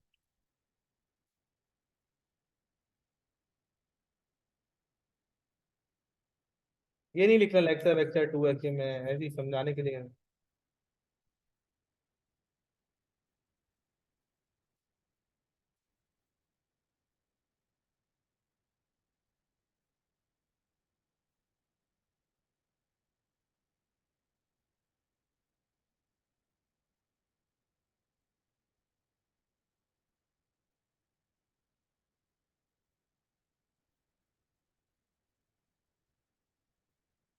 ऑनलाइन स्टूडेंट सबको बात समझ में आ रही है मेरी? भाई ऑनलाइन वालों से पूछा, ये क्लास में किसने जवाब दिया?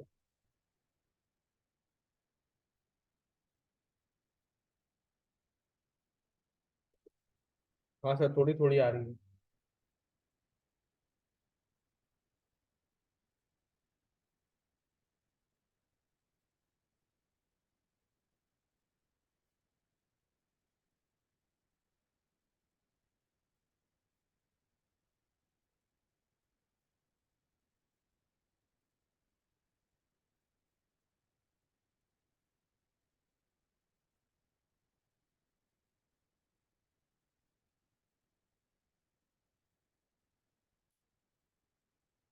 नींद आ रही है?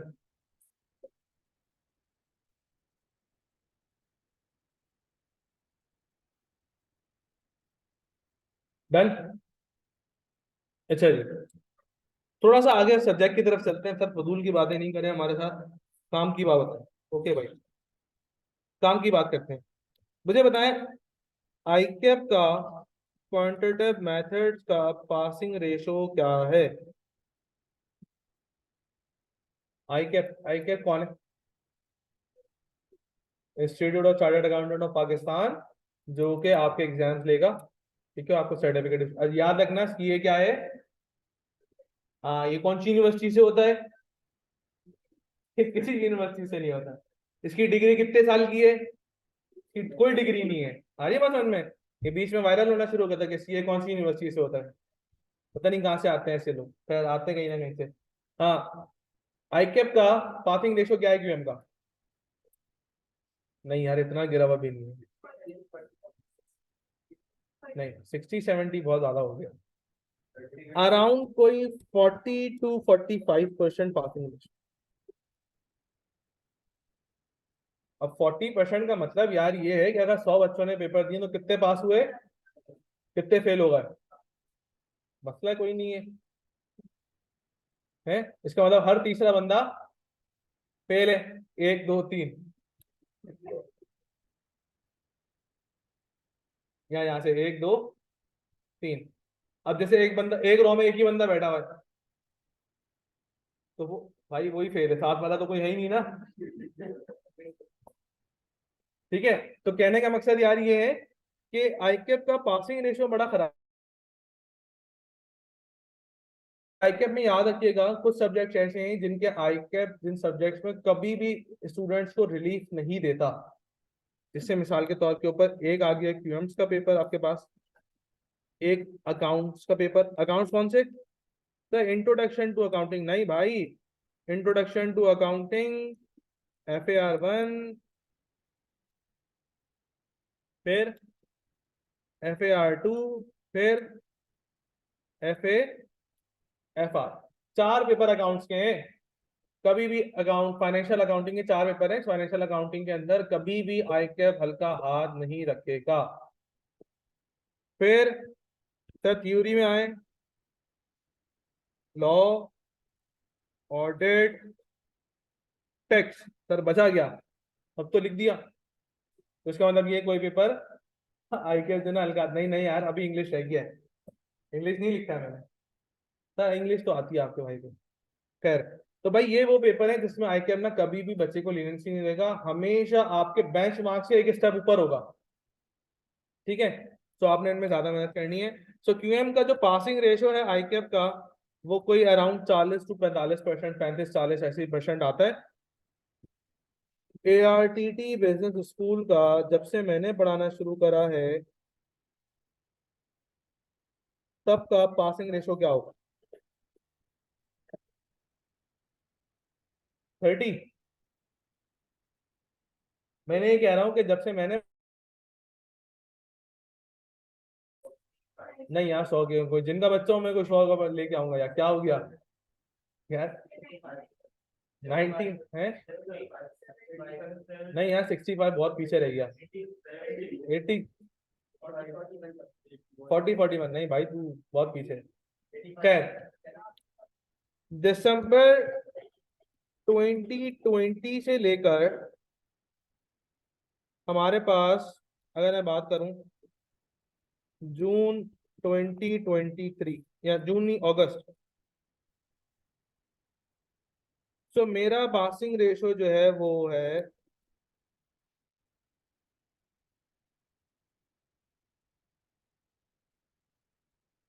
98% से नीचे नहीं रहा। ठीक है ना, हमेशा 98 रहा, 97 भी हुआ होगा, मैं ऑन एंड एवरेज की बात कर रहा हूँ। 98, 99, 100 कभी भी नहीं आया, कभी भी एक ऐसा बैच नहीं आया कोई बच्चा फेल ना हो। तो कहने का मकसद क्या है कि यार अभी भी 2% बच्चा फेल हो गया है। सर सही नहीं पढ़ाते आप, बेवकूफ बना रहे क्लास में है। तो ये क्या लगता है, ये 2% में टीचर की गलती है, स्टूडेंट की गलती है? अरे भाई, जब 98% बच्चा पास हो रहा है, पूरी आधी क्लास, 98% क्लास पास है, एक बंगी फेल है। तो इसमें क्या है भाई, सही है ना, सब थोड़ी क्वालिफाई होते हैं, कुछ ही लोग क्वालिफाई होते हैं। तो कहने का मकसद क्या है कि यार ये वो बच्चे होते हैं जो कि क्या होते हैं, हाँ, ये जीनियस होते हैं, विजिटिंग स्टूडेंट्स होते हैं। ये इंस्टीट्यूट में आते हैं टीचर के कपड़े देखने, क्या टीचर क्या कपड़े पहन के आया है बस। यार मतलब उसका फोकस भी ना टीचर पे ही होता है, यार ये बंदा बाइक पे आ रहा है, ये बंदा गाड़ी में आ रहा है, ठीक है ना, इसकी एक टायर में हवा कम है, इसकी एक टायर में हवा, अबे यार कैसी बात है। खैर, तो नॉट लेस देन मैंने आपके पास शॉर्ट फॉर्म में लिख दिया कि 98% से कभी भी अल्लाह का शुक्र है रिजल्ट नीचे नहीं आया। एएफसी और एएफसी के अंदर मेरिट सर्टिफिकेट्स हमारे 54 प्लस मेरिट सर्टिफिकेट्स थे। जब से पीआरसी हुआ फिर आईकेएफ ने पीआरसी के अंदर मेरिट सर्टिफिकेट खत्म कर दिए, पहले एएफसी के अंदर होते थे। तो एएफसी में 54 से ज्यादा मेरिट सर्टिफिकेट है। मेरिट सर्टिफिकेट कब आता है, जब आपके हाईएस्ट मार्क्स हो, ठीक है ना, अक्रॉस पाकिस्तान, ठीक है। मतलब सिंगल अटेम्प्ट के अंदर अगर मैं नवंबर के अटेम्प्ट दे रहा हूँ, नवंबर अटेम्प्ट में अगर मेरा मेरिट सर्टिफिकेट आ रहा है क्यूएम के अंदर, इसका मतलब क्यूएम में सबसे हाईएस्ट मार्क्स मेरे हैं। अच्छा, एक से ज्यादा मेरिट सर्टिफिकेट भी आते हैं, ठीक है ना। तो ये है कि बस छोटी छोटी सी चीजें, थोड़ा सा आगे मूव करते हैं हम। क्वांटिटेटिव मेथड्स एंड टेक्निक्स कैसे पढ़ेंगे, क्या क्या काम करेंगे कि ये 98% हमारा, हम भी 98% के अंदर शुमार हो। सबसे पहली चीज बेटा, अब तक जब से हमने क्लास लेनी शुरू करी है, मेरा एक चीज के ऊपर फोकस सबसे ज्यादा है। किस चीज के ऊपर? मैंने लॉ की डेफिनेशन से रिलेट करके बहुत सारी बातें बताई, एक चीज के ऊपर मेरा फोकस सबसे ज्यादा है। सबसे सबसे इंपॉर्टेंट बात यह है कि कॉन्सेप्ट आपका क्लियर है। सबसे इंपॉर्टेंट चीज क्या है कि आपका कॉन्सेप्ट क्लियर हो। सो क्यूएम के अंदर हम कॉन्सेप्ट जो बिल्डिंग है वो हम डे वन से करेंगे, और टू लिख दिया, डे वन से करेंगे। बेकार की बात है, आज तो पढ़ा भाई, कॉन्सेप्ट बिल्डिंग करा रहा हूँ यार मैं। क्यूएम के अंदर आपको मैं प्रैक्टिस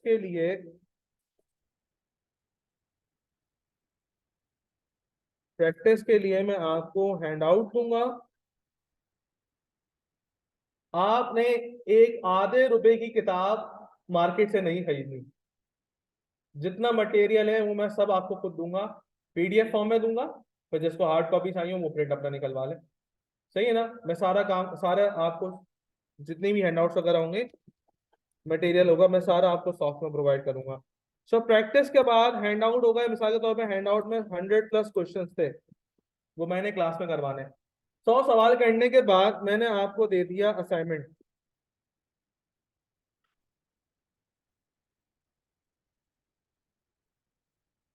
असाइनमेंट में मैंने आपको दिए 450 प्लस सवाल। कितने सवाल हो गए मेरा भाई? 550। भाई कॉन्सेप्ट भी हो गया, हैंड आउट भी हो गया, असाइनमेंट भी हो गया। नेक्स्ट टॉपिक पे स्विच करते हैं, क्या लगता है? नहीं ना यार, अभी क्विज क्या होता है? वो जो दूध में डाल के पीते हैं ग्रीन कलर का वो। अब मसला ये होगा बेटा, 450 पूरे थोड़ी हो जाएंगे असाइनमेंट के अंदर आप लोगों से। मसला आएगा नहीं आएगा? मिसाल के तौर पर 450 में से 250 हुए, 200 रह गए, आधा असाइनमेंट खुद हो गया, आधा असाइनमेंट रह गया, तो क्या छोड़ देंगे उसको, क्या करेंगे? हाँ मेरा भाई, हम करेंगे असाइनमेंट डिस्कशन।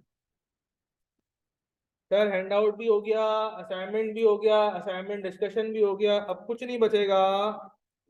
तो हम क्या करेंगे बेटा? क्विज। अच्छा, एक चैप्टर के ऊपर एक क्विज करेंगे, ज्यादा नहीं करेंगे, नहीं यार। हम मैक्सिमम 4 से 4 क्विज करेंगे एक चैप्टर के ऊपर, ठीक है ना, ताकि आप पॉलिश हो सको। फिर मसला ये होगा, एक बंदे ने असाइनमेंट भी किया, हैंड आउट भी किया, उसे कॉन्सेप्ट भी क्लियर है, क्विज में फिर फेल हो गया। अब क्या? कुछ नहीं यार, इंस्टीट्यूट चेंज कर लेंगे, अब क्या करेंगे? नहीं ना यार, क्या करेंगे बेटा? क्विज डिस्कशन करेंगे।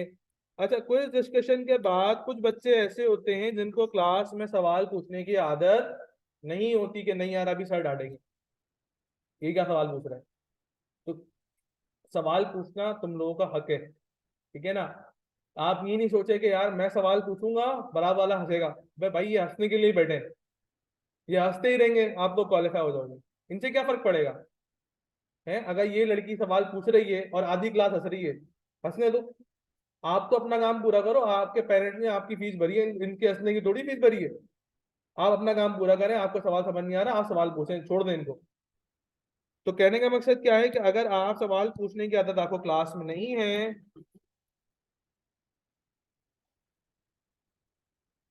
आप क्या कर लें बेटा, सेपरेट डिस्कशन टाइम में आपको कहीं साइड में बैठा के समझा दूंगा जो आप नहीं पूछ सकते। अच्छा भाई, एक बच्चा है जिसको बड़ा डर है, वो सेपरेट डिस्कशन टाइम में भी सामने नहीं आ रहा। तो वो एक काम करें बेटा, आप मुझे व्हाट्सएप भी कर सकते हैं, वैसे व्हाट्सएप में कम यूज करता हूँ, पता नहीं क्यों, खैर। तो व्हाट्सएप पे आप मुझे एक मैसेज करें, जब एक मैसेज का रिप्लाई आ जाए तो दूसरा मैसेज करें। ऐसा नहीं करें, एक एक एक बच्चे ने मुझे मैसेज किया कि सर आपसे मुझे ना कुछ चीजें समझनी है, मैंने बोला ठीक है यार। उसने मुझे 10 सवाल की पिक्चर भेजी, और उन 10 सवालों के 10 वॉइस नोट भेजे, 2-2 मिनट के। तो हर सवाल का वॉइस नोट मैं देखूं और 2 मिनट सुनूं कि यार ये क्या कर रहा है। तो क्या है, पॉसिबल है लॉजिकली जवाब देना? नहीं है। तो बच्चा ये बोलेगा सर आपका सीन तो आया था, रिप्लाई नहीं आया। तो आया कैसे आएगा यार, ये इतना टाइम थोड़ी है। तो कहने का मकसद क्या है कि एक सवाल पूछो, जवाब आ जाए, फिर दूसरा पूछो, एक साथ भेजोगे ना खुद समझ में आएगा ना। अच्छा पता है मसला क्या होता है, मना क्यों करता हूँ इस तरह की चीजों को। भाई मैंने, आपने 10 सवाल भेजे, मैं 10 वॉइस नोट भेजे, मैंने 4 वॉइस नोट भेजे आपको, 4 सवालों के रिप्लाई में, सर इसका भी, इसका भी, इसका भी, वो क्वेश्चन मार्क डाले चले यार। अब मैं यहाँ बोले चले आ रहा हूँ कि भाई रुक जा, वॉइस नोट भेज रहा हूँ। अच्छा फिर मैंने 1 मिनट का वॉइस नोट भेजा, 1 मिनट का दूसरे का भेजा, फिर 2 मिनट का दूसरे का भेजा, फिर वो बोल रहे सर पहला वाला समझ नहीं आया, दोबारा भेजे। ये क्या, ये क्या ला रखा है ये। तो कहने का मकसद क्या है कि एक सवाल भेजो, एक सवाल का जवाब आ जाए, फिर दूसरा भेजो। अगर पॉसिबल ऐसा होता है कि यार रिप्लाई नहीं आ रहा व्हाट्सएप के ऊपर, फिजिकली बैठ के ज्यादा पूछते हो, ज्यादा बेहतर होता है। ठीक है ना? सो व्हाट्सएप भी हो गया, ये सब चीजें भी हो गई। फिर बचा हमारे पास टेंथ के ऊपर बेटा रिवीजन सेशन। हम पूरा क्यूएम रिवाइज करेंगे, पूरा क्यूएम रिवाइज करने के बाद मैं आपके लूंगा ग्रैंड क्विजेस। अब ग्रैंड क्विज क्या होगा, हम 3-4 चैप्टर्स को मिलाकर और फिर क्विज लेंगे। ठीक है ना? अच्छा कोशिश ये करेंगे कि हम हर दफा मैं सवाल चेंज करता हूँ, मतलब जो सवाल हमने हैंडआउट में दिए वो असाइनमेंट में नजर नहीं आएंगे, असाइनमेंट वाले क्विज के अंदर नजर नहीं आएंगे, क्विज वाले ग्रैंड क्विज में नजर नहीं आएंगे, सारे सवाल चेंज होंगे। अच्छा इसके बाद कुछ नहीं बचेगा, तो हम एंड में क्या करेंगे बेटा, उसके बाद क्या करेंगे, उसके बाद क्या करेंगे भाई, अल्लाह हाफिज करेंगे जिंदगी। तो कहने का मकसद क्या है कि हम ये सारी चीजें करेंगे, तो इंशाल्लाह ताला आपका पेपर पास होगा। जो बच्चा डे 1 पे मेरे साथ यहाँ से लेकर यहाँ तक होगा, उसके पास होने की गारंटी मैं दूंगा।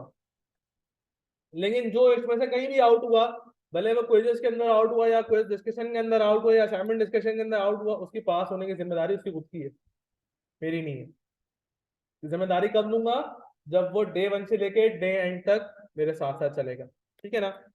अच्छा एक चीज और,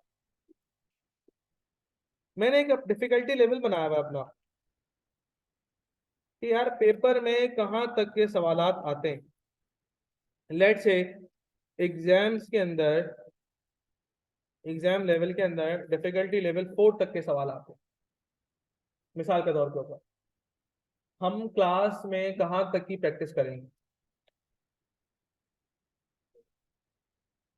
हैं? 4 तक कौन है? अरे बताओ ना यार, 4 तक कौन था? क्या डर सही है? तो भाई 4 तक की अगर मैं प्रैक्टिस कराऊंगा तो एग्जाम में आसानी होगी मुश्किल होगी? वही सेम सवाल उठ के थोड़ी आ जाएगा। अच्छा सेम सवाल ही बताऊंगा कौन से उठ के आएंगे, लेकिन वो सबसे एंड में बताऊंगा। खैर, तो एग्जाम लेवल के ऊपर अगर एग्जाम लेवल 4 है तो हम क्या करेंगे, सर 5 तक की प्रैक्टिस कर लें, 6 की कर लें, 8, 9, 10 बस। तो ये क्या बात हो गई? ये तो दोबारा बेवकूफ बनाने का तरीका है ना। हमें ये एग्जाम में 4 लेवल पे सवाल आ रहा है, डिफिकल्टी लेवल आप करा रहे हैं 10 तक। तो भाई एग्जाम में अगर सवाल उसने इनकम स्टेटमेंट लिख के दिया हुआ है, इसका मतलब क्या है, इनकम स्टेटमेंट का टोटल पूछ रहा है ना वो। उसे टॉपिक देने का मतलब उसने कहीं पेपर में ये लिख के दिया हुआ कि भाई यहाँ तक पूछूंगा, यहाँ तक, इसके बाद नहीं पूछूंगा। उसने तो दे दिया बीआरएस, इसका मतलब बीआरएस पूरा है ना। उससे कोई एक्सटेंड थोड़ी दिया कि नहीं यार ये पार्ट इधर है, ये पार्ट इधर है, नहीं ना। तो इसका मतलब आगे कोई कुछ भी पूछ सकता है, वो चाहे डिफिकल्टी लेवल 7 के ऊपर आ जाए। हम क्या बोलेंगे कि नहीं यार ये तो आउट ऑफ सिलेबस बात हो गई। आगे बोलेगा बेटा मैं टॉपिक दिया था, हर एस्पेक्ट से कवर करना तुम्हारा काम था। तो कहने का मकसद क्या है कि हम डिफिकल्टी लेवल 10 तक के लिए इसलिए प्रैक्टिस करेंगे कि जब डिफिकल्टी लेवल 10 के ऊपर कॉन्सेप्ट मेरे साथ बिल्डअप हो जाएंगे तो एग्जाम में डिफिकल्टी लेवल 4, 5, 6 या 7 पे सवाल आएगा तो इजीली हो जाएगा, या नहीं होगा। देखो 4 तक कराऊं, 4 का ही सवाल आए पेपर में, मसला आएगा नहीं आएगा? आएगा। क्या FAR 2 वाले को इंट्रोडक्शन टू अकाउंटिंग आसान लगती होगी या नहीं लगती होगी? अबे यार कुछ नहीं है बेकार। FFR वाले को FAR 2 आसान लगता होगा, बोलेगा FAR 2 में है क्या? तो क्यों? क्योंकि उसका माइंड है उस हिसाब से डेवलप हो चुका है। तो जब आपका माइंड सेट डिफिकल्टी लेवल 10 तक के हिसाब से डेवलप हो जाएगा तो पेपर में जाओगे तो बोलोगे पता नहीं क्या सवाल पूछ रही है। इसीलिए जो बच्चे QM का पेपर देते हैं हमारे पास से, उनसे भी पूछना, बोला भाई यार सर डराते हैं फजूल में, पेपर में ऐसा नहीं होता। वो उसको बंगी को पता ही नहीं क्यों नहीं होता, इसी वजह से नहीं होता क्योंकि हमने क्लास में डिफिकल्टी लेवल 10 तक की प्रैक्टिस करी हुई है और एग्जाम में जो है वो हल्का आ रहा है। आ रही है बात समझ में? तो कहने का मकसद क्या है भाई, डिफिकल्टी लेवल 10 तक हम लोग जाएंगे इंशाल्लाह, कोशिश करेंगे इससे ऊपर भी चले जाएं अगर मूड होगा तो। इसमें किसी का कोई सवाल है तो आप लोग मुझसे कर सकते हैं।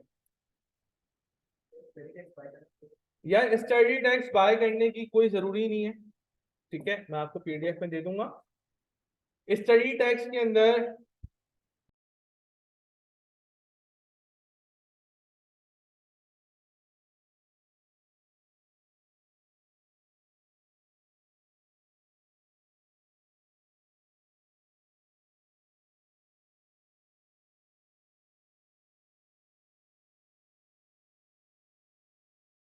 बुक्स के ना रेफरेंसेस दिए हुए होते हैं, या ये रेफरेंस भी है, ये रेफरेंस भी, ये भी पढ़ लो।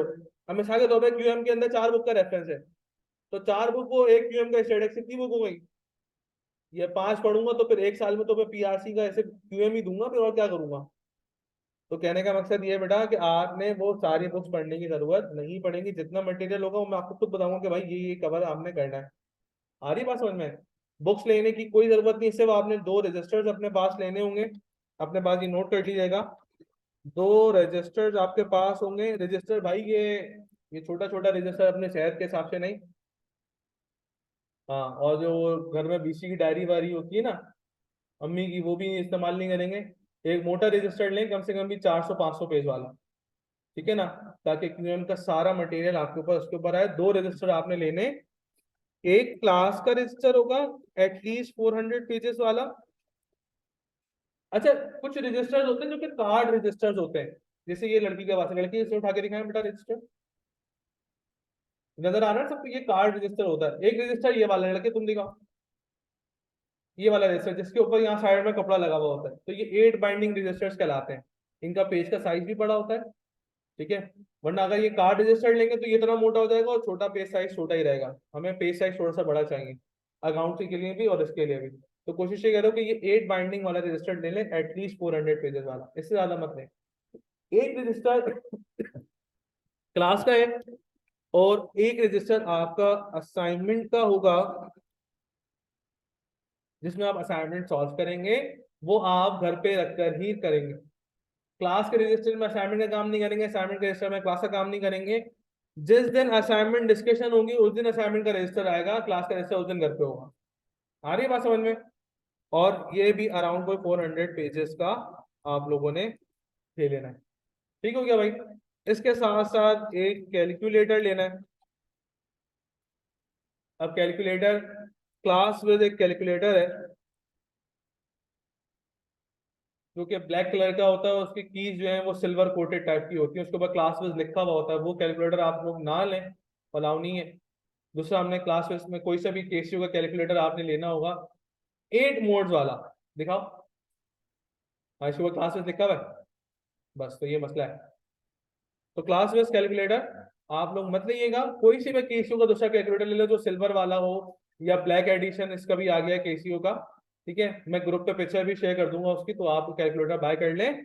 कैलकुलेटर के अंदर 8 मोड्स होने चाहिए लाजमी। कैलकुलेटर में ऑन की के बराबर में एक मोड की होती है, जब उसको प्रेस करेंगे तो आपके कैलकुलेटर में 8 मोड होने चाहिए। 3 मोड वाला कैलकुलेटर भी आता है, 4 मोड वाला भी आता है, सो वो आपने नहीं लेने, वो फजूल है। हमें 8 मोड वाला कैलकुलेटर चाहिए, कोई सा भी ले लें, केसीओ का ले लें, सिटीजन का ले लें, ठीक है ना, कोई सा भी आप लोग कैलकुलेटर अपने पास ले सकते हैं। सही है भाई, मसला सही का नहीं है, मसला मॉडल का है। ठीक है, मसला किसका है, मॉडल का है। कौन सा मॉडल, ये वाला। तो इसके ऊपर क्लास वेस लिखा हुआ होता है ब्लैक कलर से, बल्कि आपके पास भी क्लास वेस का ये जी। तो ये आप लोग ना लें, वैसे भी एक्सपेंसिव, ये क्लास वेस का कैलकुलेटर कितने का हो गया है, कितने का है, 3,000 का। नहीं भाई,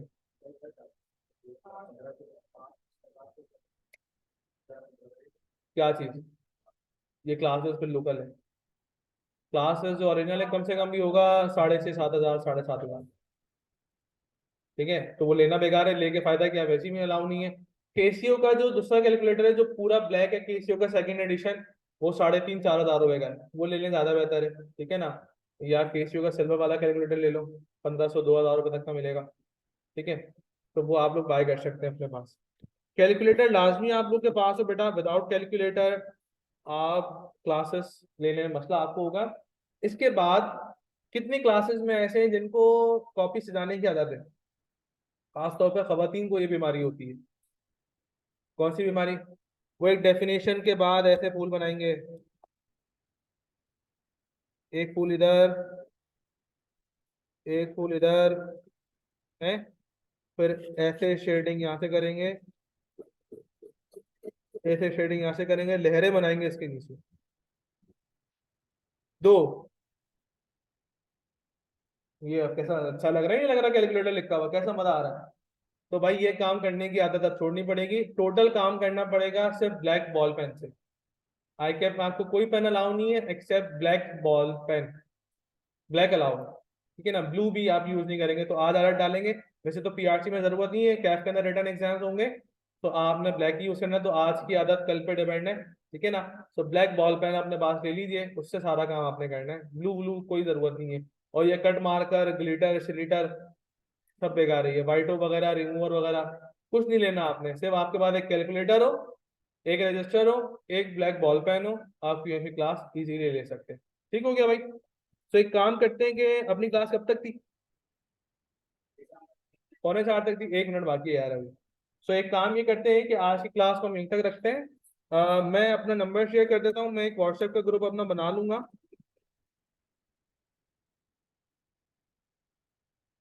मैं अपना एक व्हाट्सएप का डिस्कशन ग्रुप बना लूंगा जिसमें मैं सारा मटेरियल शेयर करता रहता हूँ। तो आपने करना ये होगा कि आज शाम तक 7 8 बजे तक आपने जो है मुझे अपना नाम और बैग नंबर, जैसे मिसाल के तौर पे अहमद है, अहमद कौन था, अहमद था, तो अहमद लिखकर अपने आगे लिख देगा फेब्रवरी बैच। ठीक है, तो मैं आपको ग्रुप में अपने डिस्कशन ग्रुप में ऐड कर दूंगा। ठीक है ना, तो बाकी सब ये काम करेंगे क्योंकि सारा मटेरियल मैं ऑफिशियल ग्रुप में नहीं भेजता, अपने डिस्कशन वाले ग्रुप में भेजता हूँ, तो सब लोग मुझे अपना नाम लिख के मैसेज कर दीजिएगा व्हाट्सएप के ऊपर। ठीक है, अभी नहीं करेंगे, 8 बजे के 8 बजे तक करेगा, 7:30 8 बजे तक मुझे मैसेज कर दीजिएगा अपना नाम लिख के। सही है ना, चलो बस फिर आज की क्लास यहीं तक रखते हैं, इंशाअल्लाह ताला कल मुलाकात करते हैं आप लोगों से। अल्लाह हाफिज। सर कल आना है, जी आना है।